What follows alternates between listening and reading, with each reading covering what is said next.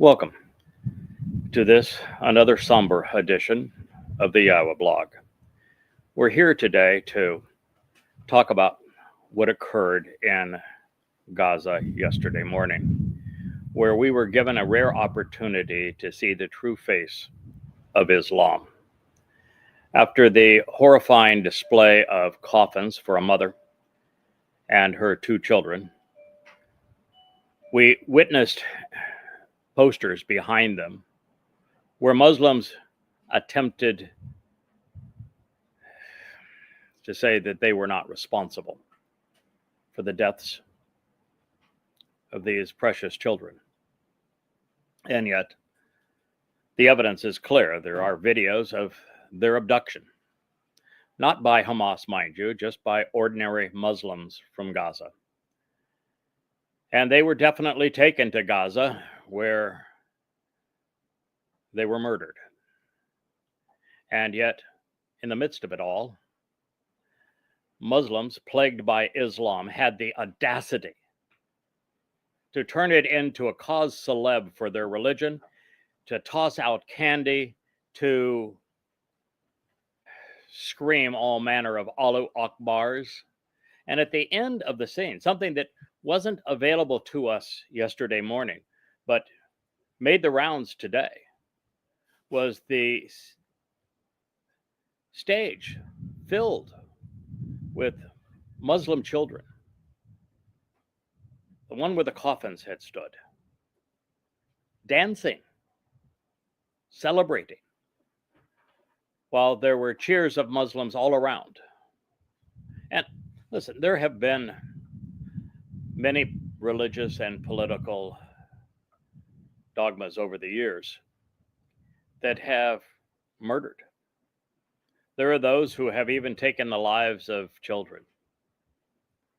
But until Islam, there was never a religion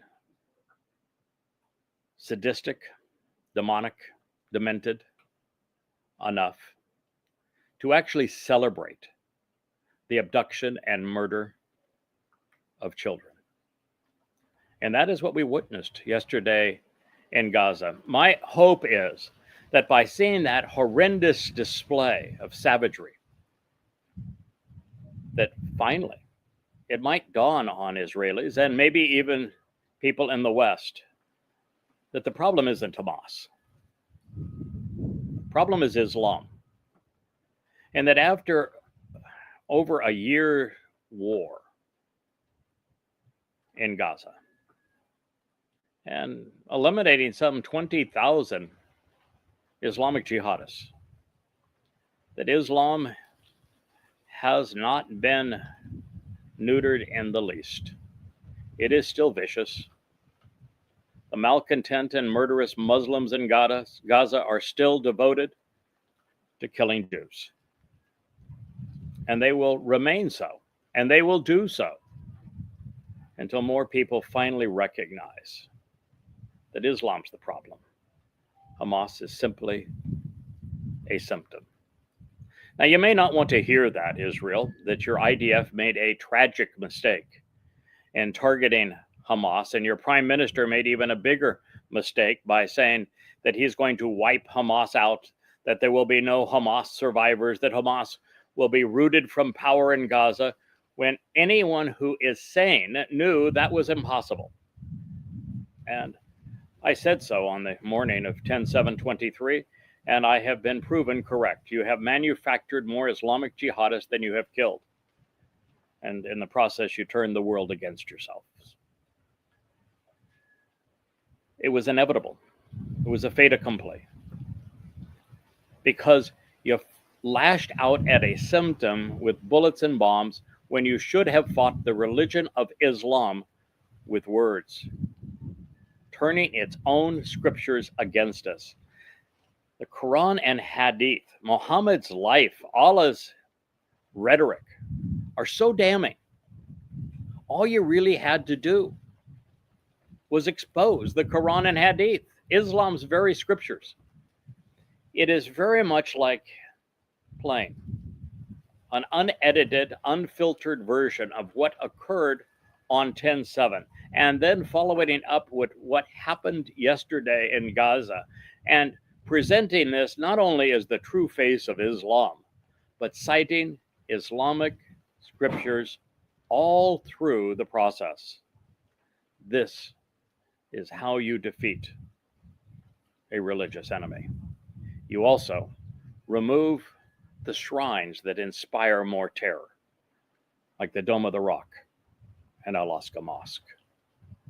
You make it impossible for anyone to celebrate with these Muslims, to rally on behalf of the Fakistinians by showing just how savage, how demented this religion has been since its beginning. And for that purpose, I have written not one, but 5 volumes of Goddamn Religion, 4,200 pages of evidence, rearranging the Quran and setting it into the context of Muhammad's life and dealing with everything that can be known about Muhammad's perverted existence, his disgusting sexuality, his revolting, murderous, and terrorist approach to everything. And as you survey the evidence, it becomes obvious that Islam is the problem and that Hamas is simply a symptom. So yesterday, I provided 4 hours of evidence from Volume 4 of Goddamn Religion, Slaughter, detailing the genocide that was perpetrated against the Kareza Jews. It was horrifying. In fact, at the end of it, I could hardly function. I was so frustrated by Israel's inability to deal with this reality and the world's acceptance of Islam when it is so obviously demented, sadistic, and savage. Well, today we're going to talk about the second of the genocides that Muhammad and the first Muslims perpetrated against Jews. And when we do that, I want you to recognize that these Jews had never lifted a finger to oppose Muhammad. In fact, it was these very same Jews that made Muhammad possible. Without the rabbis in Yathrib selling Muhammad Talmud readings, the Quran wouldn't exist today. It'd be the size of a pamphlet and would never have made it out of the 7th century in Arabia because it would have had no credibility whatsoever. What little religiosity it garners is from twisted Talmud stories that rabbis in Yathrib sold to Muhammad that he plagiarized and then perverted to satiate his disgusting agenda. But other than selling him the basis of the Quran and then mocking him when he claimed that it was from Allah, the Jews of Yathrib had been nothing but kind to the first Muslims. They provided them with loans because they didn't work. They provided them with housing. Ultimately, their homes, their houses, everything was stolen from the Jews by these first Muslims, including the lives of every man and boy over puberty. They robbed them of their homes. They raped their women. They sold the children into slavery to buy more weapons so they could perpetrate the Islamic agenda on all of Arabia and then all of the known world. This is the truth. And I shared a very significant swath of that with you yesterday, reading every hadith from that time so that you would know it. Well, now we're jumping ahead a couple of years. In fact, maybe only a year or so. And the story I'm going to tell you follows the fiasco at YAHOWAH. I will do a separate show explaining in detail YAHOWAH because it really is essential knowledge for all non-Muslims to know that in Islam, lies are given a religious sanctification. Hudabayah means that the Saudi Arabians can sign an agreement with Israel saying that they will recognize its right to exist, and the following year can aid and abet its demise, and have a sanction for doing so from Allah. The beginning of the 9th surah of the Quran, in case you're curious,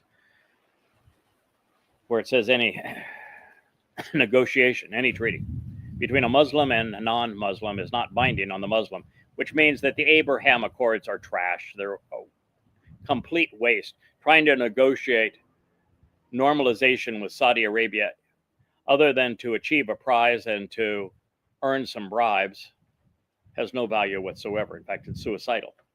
It just means that you're not smart enough to learn from history. And what happened at Hudabayah is that Muhammad went down to conquer it with his goons, the first Mujahideen, and he was confronted by one of the more articulate Meccans. His actually wasn't a Meccan, it was his own kin, but Kaaba was never in Mecca, it was in Petra. And he came out and he told Muhammad what had happened the last time he was there. He was laughed out of town because of the satanic verses where Muhammad agreed that all of Allah's messengers speak on behalf of Satan. The idolatrous indulgence where Muhammad was bribed, sex, power, and money to integrate 3 pagan goddesses of the Kaaba into his religion. And they're right there in the Quran because he did. And then when they laughed at him, Muhammad promised to slaughter his kin, which is why they asked him to leave. But before he left, he began the debacle of the night's journey, where he claimed that he rode a flying ass from Kaabaville to Jerusalem, even though he didn't know the name of the city, and met in the temple with all of the Jewish big shots, even though he didn't know the temple had been destroyed 600 years earlier. All of this is easily verifiable, and we will tell that story on another program. But when he was reminded how the last time he was there, he was down to 5 followers. After 12 years of preaching, he'd made such a fool of himself that those who knew Muhammad best all left him. Down to 5 followers. He'd been laughed out of town. And as a result of that, he didn't dare go back in with this new fledgling group that he had roused in Yathrib by robbing and killing Jews, for fear that they would also be talked out of Islam by facts, evidence, and reason by those who knew Muhammad better than anyone. So without sufficient men under arms to conquer Kaabaville, Muhammad turned tail. He actually, before he left, signed an agreement that said that he was not the messenger of Allah, that denounced everything, including the way that he had built Islam up to this point, which was terror. He said, I will not commit, nor will any of my men commit an act of terrorism. We will not rob, plunder, conquer, terrorize, murder anyone of our former community around the Kaaba for the next 10 years. The following year, he went down with a larger force and conquered them. That's when the Quran says that that agreement was not valid, even though Muhammad had signed it, which means that nothing Muhammad said was valid. Well, as these Muslim mujahideen were leaving Kaabaville empty-handed, they had gone there to rape women, to steal property, to enslave children, to enrich themselves, to satiate their bloodlust, and Muhammad turned tail, denounced the religion, and they were heading back home, and they mutinied on Muhammad. And so the only way that a sand pirate can maintain his horde of killers is to give them another quick fix. The last time he did this, he sacrificed in genocidal fashion, cutting off the heads of the men, raping the women, and enslaving the children of the Qurayza Jews in Yathrib. Now this time, the only Jews left, the only easy prey, the only unarmed civilians were the Jews he had previously exiled from Yathrib, who went to establish date farms in Kabar. And that's where Muhammad was headed. This is now year 7 of the Islamic era. And of course, it got off to a horrendous beginning. The non-prophet, without provocation, led a raid to terrorize and plunder the last remaining Jewish community in Arabia. It was genocide all over again. Tabari, Volume 8, page 11. Now, as I share these things with you, you should be reminded that when I cite Tabari, and I will also cite Ishak, this from page 510, the Tabari text that I am citing from was published by the State University of New York, and the Ishak text was published by Oxford University Press, translated by Gulame. Tabari 8, page 11, Ishak 510. After his return from Hudabayah, Allah's messenger marched against Kabar. He halted with his army in a valley between the people of Kabar and the Kafitan tribe to prevent the latter from assisting the Jews. You heard that correctly. Muhammad had an army. It was an army that he thought was insufficient to conquer Babel and his own kin, merchants, but that he thought was absolutely sufficient in annihilating the Jews of Kabar. The target and the motivation for the attack were obvious, as they had been when Muhammad systematically exiled and then exterminated the industrious but defenseless Jews in Yathrib after failing to capture the caravan at Badar. After he was and his men were routed at Uhud. They were starved behind the trench, and Islam had become a criminal enterprise, feeding on blood and booty. This immoral gang now of malcontent Muslims did not respond well to being deprived of what they craved. And most of all, they craved Jewish blood. They had set out with their arms and their stallions on a plundering pilgrimage, expecting to rob and rape the Quraysh at a religious riot around the Kaaba. But Muhammad got cold feet and lost his faith at the outskirts of his prize. Deprived of someone to terrorize Muslims could not be, well, these Muslims were up in arms. They were mad. They were deprived of someone to terrorize. And as a result, they turned on Muhammad. His mercenary horde of mujahideen was up in arms over the capitulation at Hudabayah and the 4th Surah's gifting of their own women to the mercurial men. And it had not been enough. So, despairing to the precipice of death, they wanted fresh meat. They were but a heartbeat away from turning against their warlord.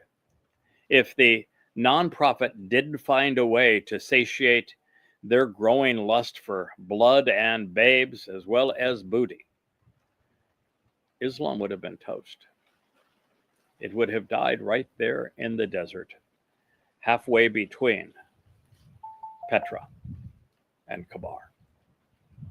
Now, should anyone think that this conclusion is unfair and overtly cynical, consider the facts. When the Muslims failed to capture the Quraysh caravan at Badar, the non-prophet stole the property and the possessions of the Qanuqa Jews. Following the Uhud defeat, the Rasuli, messenger, immediately plundered the Nadar Jews. The siege of the trench was not only the third in a series of 4 battles without booty, it was also bloodless. So Islam's demented dictator provided slaughter. He provided sex and spoils by murdering, enslaving, raping, and robbing the Kareza Jews. The Jews were prosperous. They were convenient. They were unarmed. They were easy prey. So Muhammad, following the bootyless and bloodless peace of Hudaybiyah, set out to terrorize the only Jewish community within his grasp that he hadn't previously plundered, the farming community of Kabar. It was their turn to feel the wrath of what Islam had become and would remain, and what we saw on 10/7 and again yesterday in Gaza.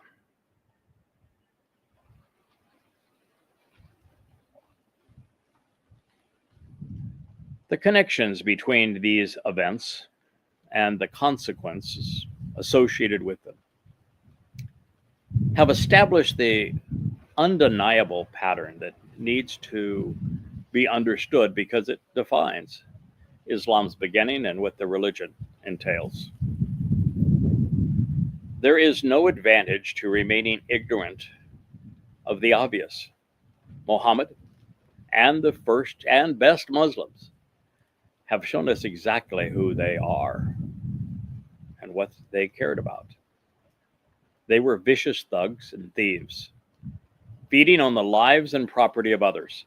They were pathetic parasites, and Islam was a diabolical plague at its onset under Muhammad. If these Muslims didn't have Islam right, there is no one who will ever have it right.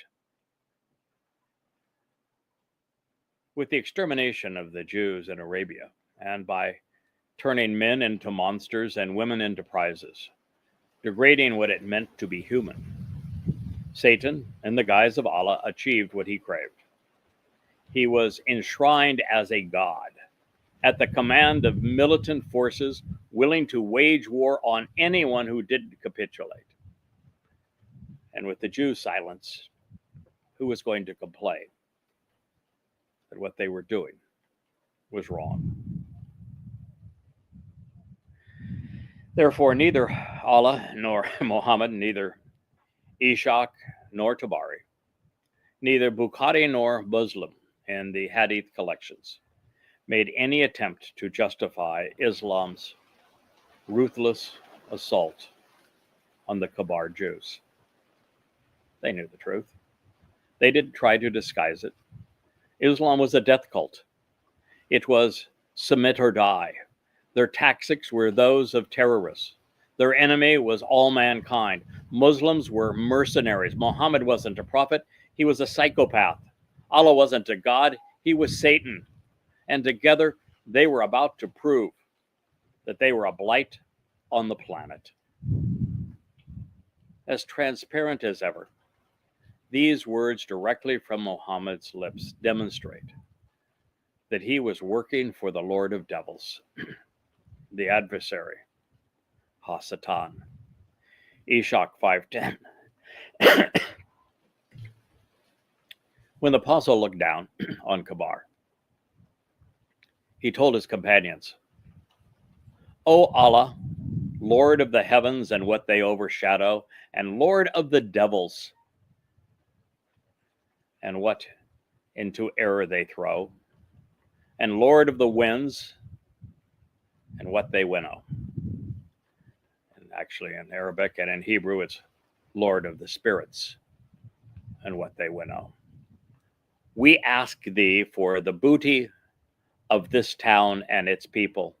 We take refuge in you from all of its evil and the evil of its people. For in the name of Allah, he used to say, of every town he raided. Why is it that the world doesn't read these words and expose and condemn Islam. Muhammad and Allah exposed and condemn Islam at its birth. It is only ignorance of this religion that causes it to survive. Listen again. When the apostle, it's a term that he applied to himself because, well, the Kaaba was surrounded by Christians hiding out from Imperial Rome. And so he had heard that title, thought, well, I'll apply it to myself. I'll be an apostle. An apostle of what? Typical Islam. Everything in it is misappropriated and stolen from another culture. So when the apostle looked down on Kabar, his farming community of Jews, he told his companions, "O Allah, Lord of the heavens and what they overshadow, Lord of the devils and what into error they throw." Yes, Allah is the Lord of the devils. Lord of the spirits and what they winnow. We ask thee for the booty of this town and for its people. Not as converts. He wanted their blood. We take refuge in thee and from the evil of its people. Yes, in Islam, everything is inverted. Just as we saw yesterday with the signs that Muslims had placed behind the bodies of the children that they had abducted and murdered. Everything is inverted. Islam is nothing but a pile of lies. If it weren't for lies, there would be no Islam. If it wasn't for the Lord of the devils, there'd be no Islam. Forward in the name of Allah, the Lord of the devils. He said, of this and every town he raided. You know that in the first 10 years of the Islamic era, which began with the Pledge of Aqaba, which I repeat, the Pledge of Aqaba is we pledge to wage war against all mankind. In the 10 years following the Pledge of Aqaba, Muhammad led or inspired 75 terrorist raids. It's a lot of carnage. So I can rest my case against Islam. What more could one want or need to realize that Allah is Satan, that Muhammad was demon-possessed, that Muslims were murderous, and that Islam is anti-Semitic and vile? There is no salvaging Islam, nor a reason to try. The religion is a militant plague that must either be cut off and isolated from the rest of the world or eliminated before everyone is contaminated. Serving Satan, I guess, was no easy task. Good and evil had to be redefined so that good people of Kabar, who were just going about their lives trying to make an honest living like the Jews and the kibbutzim on 10/7. They had to be called evil, I guess, if you're going to hack them to death. And the bad terrorist thugs lurking in the hills above them, armed to the teeth and ready to pounce on the unsuspecting village, murdering, enslaving, robbing, and raping, had to be called good. And they were good Muslims. But the world doesn't understand. All good Muslims, according to Allah, the Quran, and Muhammad, are murderous terrorists. The only way to be a good person and a Muslim is to be a really crappy Muslim. And to be a crappy Muslim, a peaceful Muslim, you need to know that the Quran orders good jihadist Muslims to kill them so that Allah can torture them in the hottest places in hell. Allah hates peaceful Muslims more than he hates Jews.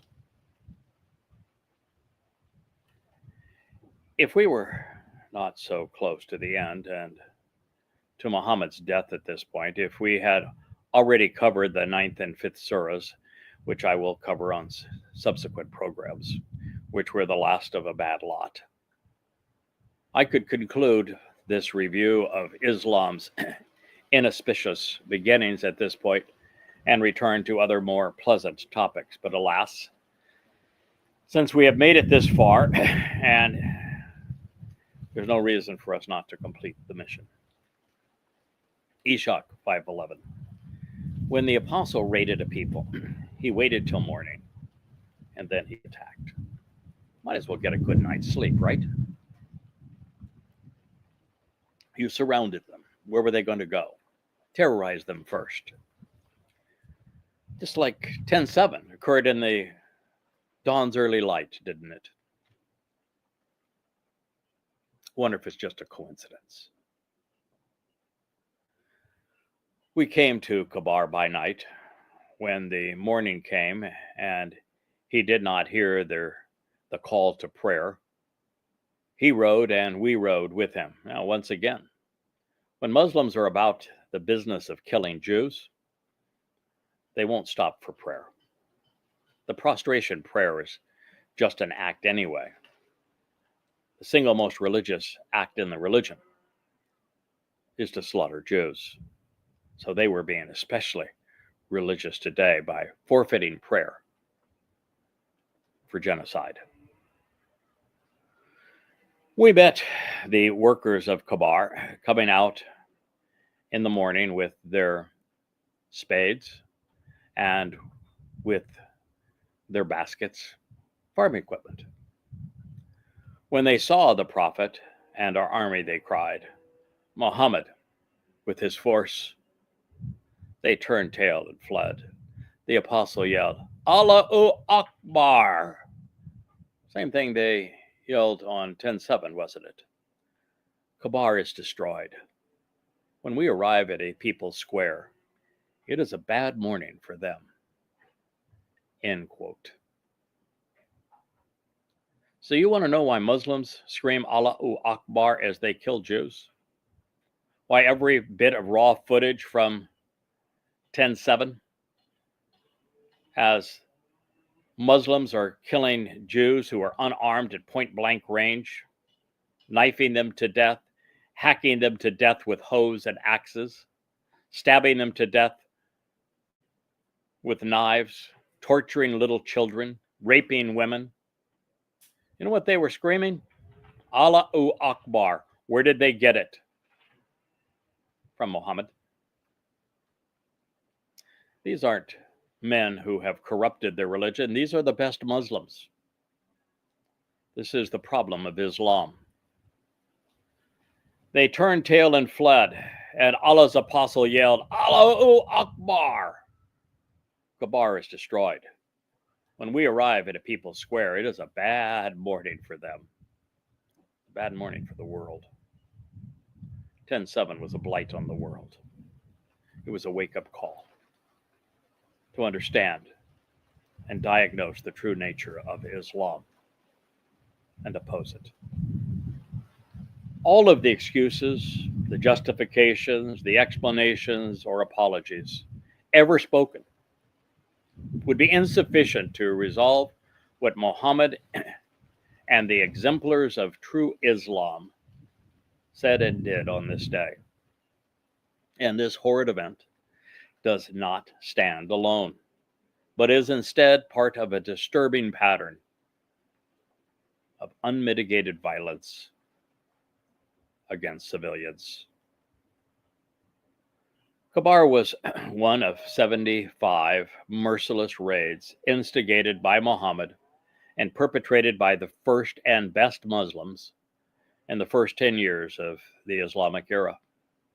Armed raiders deliberately attacked defenseless non-combatants for no other reason than to seize their possessions, enslave them, and satiate their bloodlust by perpetrating genocide on them and annihilating them.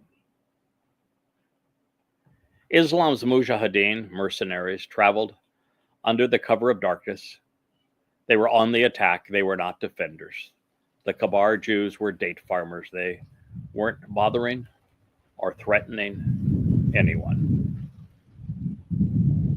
There was no reason, of course, to pray. These Muslims weren't there to be religious or to spread Islam, they had come for slaughter and for spoil.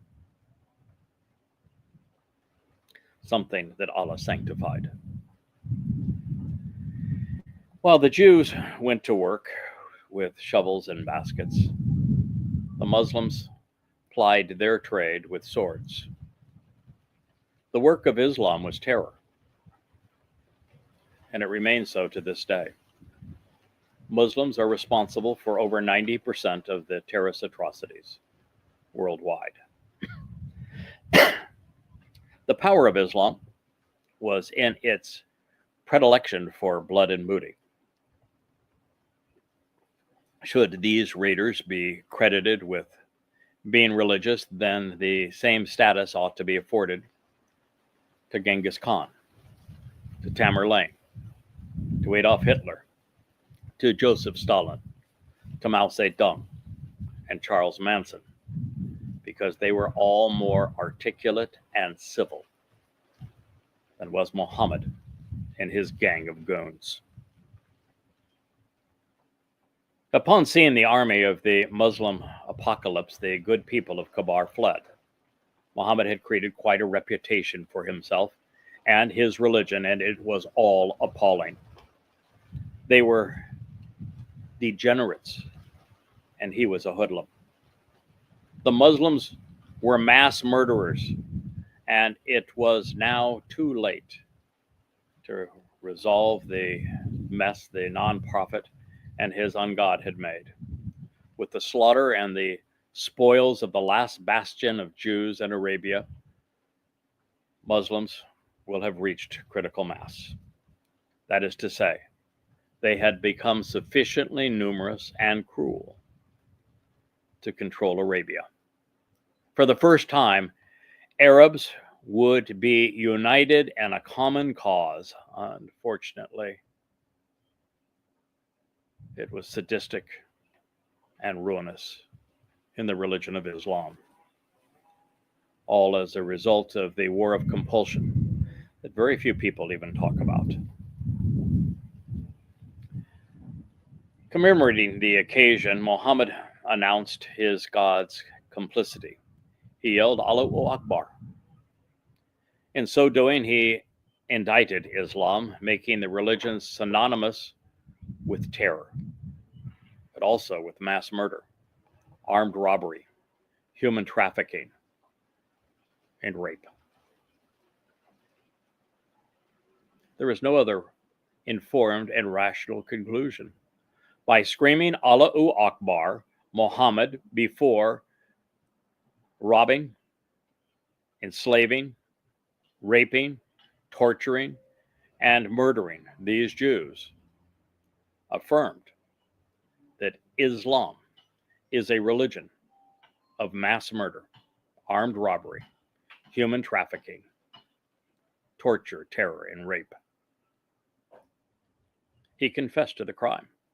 It's a goddamn shame that no one paid any attention or believes him. It's a bad day indeed when Muslims arrive in your town square because they are bringing Muhammad, Allah, and Islam with them, just as they have throughout Europe, just as they have throughout college campuses in America.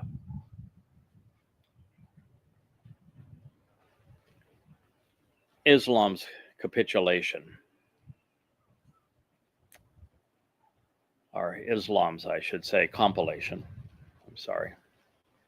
Ibn Ishaq, he's the author of the Sirah. He's the one who gathered all of these hadith from Muhammad and the first Muslims, the first to do so. These are the same men that passed on the Quran to us. So if you don't like what they had to say, you could toss out the Quran at the same time. There is no difference between the Quran and these hadith. Spoken by exactly the same cast of characters, passed on by the same cast of characters, first heard and experienced by these same cast of characters. They are one and the same. They even convey the same message. Ishaq was just the first to compile the hadith, which is the sayings of Muhammad. And the reason the sayings of Muhammad are so essential to Islam is the Quran orders Muslims to follow Muhammad's orders. You can't follow Muhammad's orders without these hadith called Islamic traditions. This is in the Sirat Rasul Allah, or the biography of, or life, if you will, of Allah's messenger, from which I have cited vociferously. It is the earliest, it is the most accurate accounting of Muhammad's life and of the formative years and literally formation of Islam. It was compiled a century before Tabari, Muslim, and Bukhari. Most of the hadith in his collection are affirmed by the Quran, and none are refuted by it. But for those who might want to dismiss these hadith on the basis that the reports from Muhammad and the first Muslims seem too condemning to be valid, too bloodthirsty, too genocidal, too sexually perverted, then let's consider Islamic Sunnah gathered by Imam Bukhari regarding the events of this day. Of his collection of hadith, the Islamic sages agree. They say, and I quote, second only to the Quran, Bukhari's hadith are the most important book in Islam. And while we will consider what Imam Bukhari discovered and reported momentarily, having studied the Quran, Ishaq Sirah, Tabari's Tariq, and Bukhari's hadith, I beg to differ. Islam does not survive without Ishaq Sirah and Tabari's Tariq. The Quran is rendered even more senseless without them, and Islam can neither be understood nor practiced without them. And let's be clear, the hadith and surahs come from the same source. They were spoken and passed along by the same people in the same way, mouth to ear, for over a century. They convey the same hideous message about the same obnoxious and vile individuals. If there is a difference, it is that the hadith are more clearly written than the Quran surah, and the material is presented contextually and chronologically as opposed to the chaos of the Quran. Most people don't know, but the Quran is essentially a jumbled mess. It has no context, it has no chronology. It's as if a tornado went over Yathrib, and as if the Quran were leaves, and they were all brought up in the air by this tornado, and wherever they fell back to the ground, that's how they were jumbled together. That's why goddamn religion is so important. Without it, the Quran remains out of context, out of order. But with goddamn religion, the entire Quran is reordered chronologically. It is set into the context of Muhammad's life using these very hadith reports, so that for the first time, it can be understood. Muhammad can be seen for the monster he was, Allah for the devil that he is. Now, with this said, there is a report from Bukhari's collection of Islamic traditions comprising Sunnah of this day, and it is strikingly similar to what Ibn Ishaq reported. Bukhari, Volume 5, Book 59, number 510.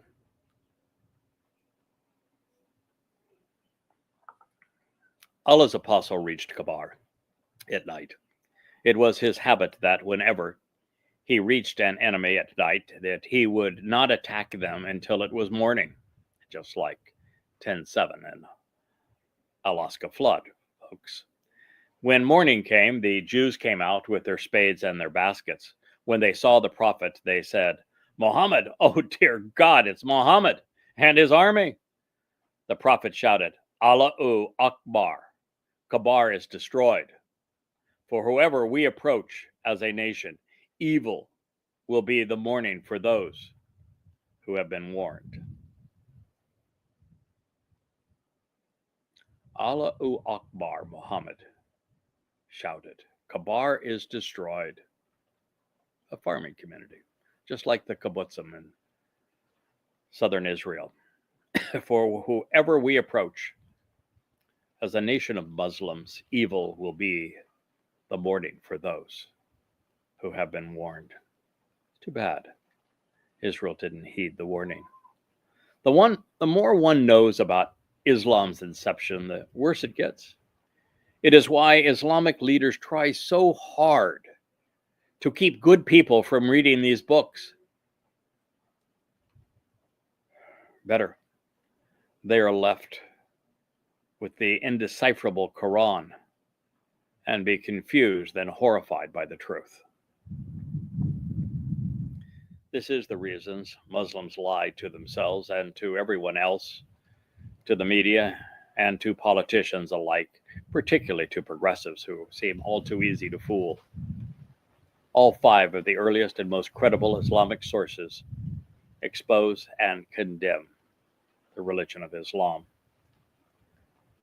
The Hadith said Muhammad made a habit of this perverse behavior. The Jews were the enemy, although they had not lifted a finger to harm him. In fact, without Jewish loans, the Talmud recitals, in addition, the Muslims would have been a homeless and clueless group, without a Quran, without a religion, nothing but sand pirates. Although Islam gives pirates a bad name. The Jewish communities of Yathrib and Kabar were comprised, as I have shared, of farmers. This morning they had set out to work with gardening tools, and yet Muhammad led his surprise attack against them with his army. He professed destruction, not salvation. But it's his last line that is especially haunting. With the nation of Islam, with the Ummah, the community of Muslims, as they approach, evil is the result. Consider this your warning, one that your Mossad, your Shin Bet, your IDF intelligence did not provide. Muhammad's sadistic and savage raids against the township of Qurayza and Kabar were considerably worse than Osama bin Laden's and his assault on New York and Washington, or even Yahya Sinwar's bloodletting raid in southern Israel. The instigator of Islamic terrorism was more destructive. He was far more mean-spirited and cruel than his latter-day incarnations in the Taliban, Hezbollah, Hamas, the Muslim Brotherhood, the PLO, Fatah, Black September, Jamaah Islamiyah, Boko Haram, Al-Aqsa Martyrs Brigades, Al-Qaeda, Islamic Jihad, the IRGC, the Islamic State, ISIS.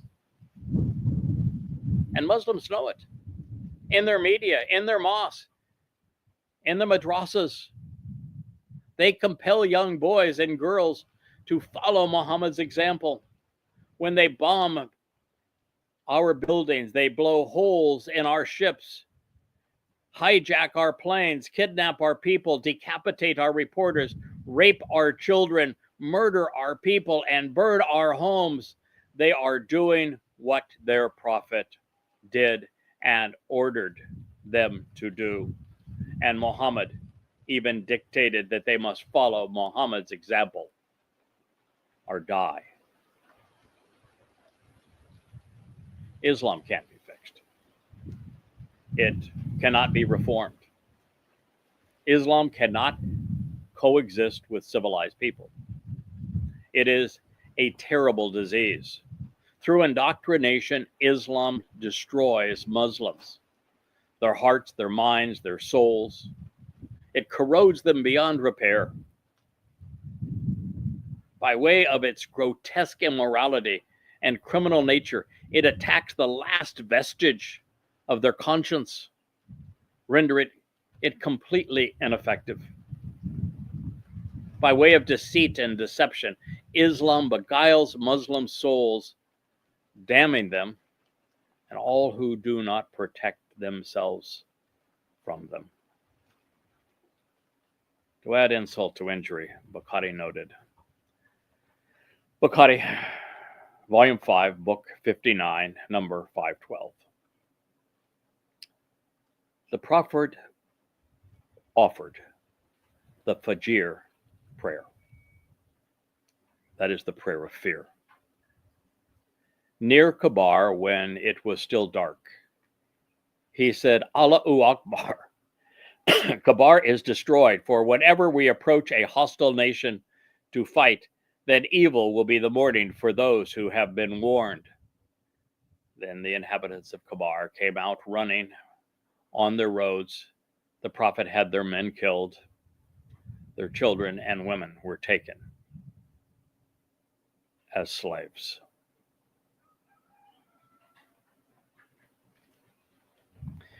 There are thousands of moronic members of the progressive media, libertards, who will swear that Allahu Akbar means God is great. Ha! The hell with them. And if they don't know that they're lying, then they shouldn't speak. Allahu Akbar does not mean God is great. It means Allah is greater.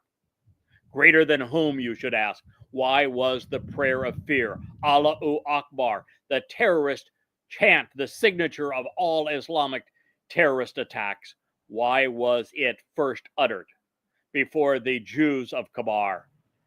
Come on, figure it out.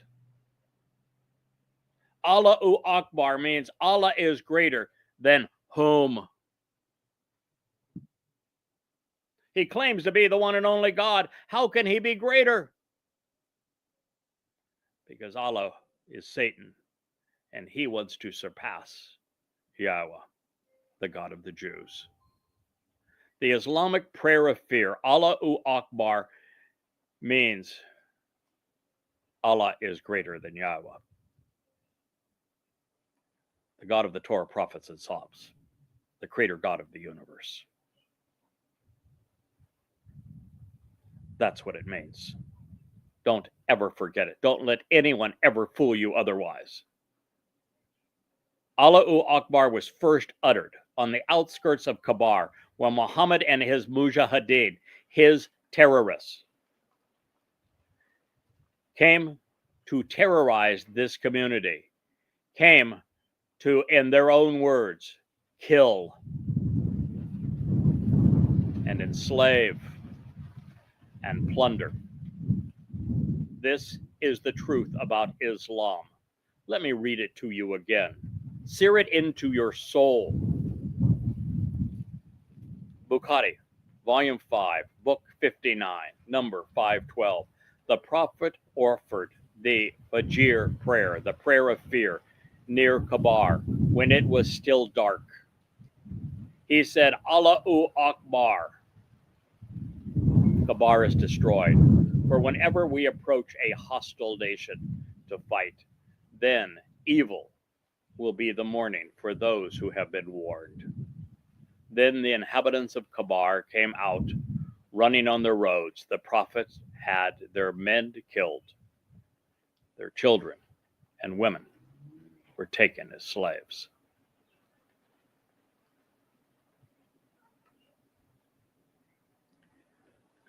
I want to end this presentation, the first part of the YAHOWAH blog on this very somber day, with our disclosure of the genocide, blood and booty, the savagery that Muslims perpetrated 1,400 years ago, that was repeated identically on 10/7/23. At this point, and we'll pick up the story in our next episode. I thank you for listening. I realize this is horrid information. I realize that you probably wish anything other than this was true. I suspect you wish that you could still believe that Hamas was the enemy and that by eradicating Hamas that you would prevail. But that's a fairy tale. It is a myth of your government. It is a myth of your IDF. It isn't even remotely true. Islam declared war on you as Jews and on all mankind 1,400 years ago, and nothing has changed. And until the world comes to understand what Islam actually is, who Muhammad was, what he said, what he did, what the Quran confirms and the Hadith reveal, Islam will continue to terrorize and murder and enslave. It is the only thing that it does well. I thank you for listening. We'll return in a moment.